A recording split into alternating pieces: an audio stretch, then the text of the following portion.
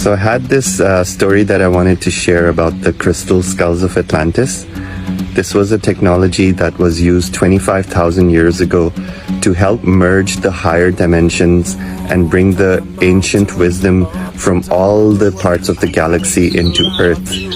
And the Galactics wanted to bring a mean to directly open up portals in planet Earth, in the third dimension, allowing humans incarnated in physical form to use these crystal skulls as a device to channel the highest and purest frequencies of Source, to allow the wisdom that all the shamans of the ancient parts of the galaxy have learned over millions and billions of years, and to anchor that knowledge, wisdom, and information into the grids of Gaia to assist humanity, to give us a ladder of ascension, a map of ascension, to climb up through all the stages of our consciousness and to merge back with Source. So 13 masters from 13 parts of the galaxy decided to bring this technology to Earth. And what they did was incarnate in physical form, and they all had a soul plan before incarnating that they would once again meet at a certain point in their life when their soul's blueprint was activated. And upon their meeting, they would have a remembering. And in this remembering, they would remember their soul's purpose, which was to bring these crystals into physical formation on planet Earth, and through these crystals, channel divine wisdom. So as it occurred, their soul's plan allowed them to meet each other at a certain point in time in Atlantis. And when these 13 masters found each other, they immediately recognized each other, and they had a very beautiful soul's remembrance. And what they did was stand in a circle, holding hands, and started channeling information on a daily basis, allowing their higher selves to stream all the information that their souls had held in reserve for this specific, very special period of time. And through this channeled wisdom, they started channeling the technology of the Hathors. The Hathors are a very advanced race based in the planet Venus. They're a higher dimensional race that has already ascended, and they only exist in the 7th dimensional realm of energy. They do not take physical form. And they use sound as a means to channel the highest divine wisdom and connect with the physical realm. So the Hathors started connecting with these 13 masters of Atlantis. This was about 25,000 to 50,000 years ago. And the Hathors started directing their energy of sound vibration through these masters.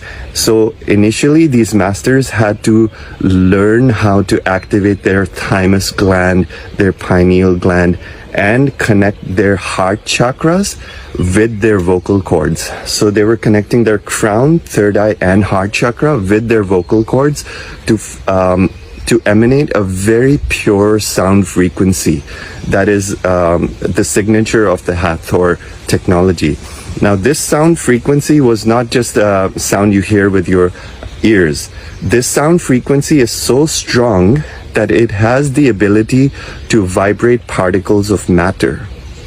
So what these masters did as the next steps, once they've perfected their vocal cords, they learned how to vibrate matter on a molecular level, which is a very, very advanced technology that can only be used through a very pure vessel that has been trained for lifetimes to do this. So these masters, because they were able to hold such a high frequency in their physical vessels, and they had trained for years together to channel this pure frequency of the Hathors, and they literally fine-tuned their body to become physical vessels of the divine. They were emanating this sound frequency through their physical vessels, and through emanating this sound frequency, they then took the next step. Once they had perfected the sound frequency that was required to create a crystal skull technology, they started shaping matter. They started shaping quartz crystals into a form that they had envisioned in their mind's eye. So these 13 masters knew that this was their soul's mission, and they were just unfolding it step by step. So they would all congregate in a circle, put a huge quartz crystal in the center, and then they would all hold the perfected geometrical blueprint of a crystal skull.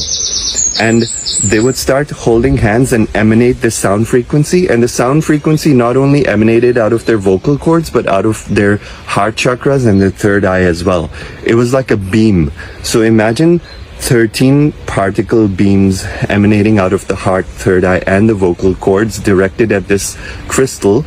And this beam became such a pure source frequency that it started emanating an electromagnetic frequency around the crystal that had the ability, it was potent enough to start shaping that crystal into the form of the skull that these beings, very advanced beings, were projecting from their mind.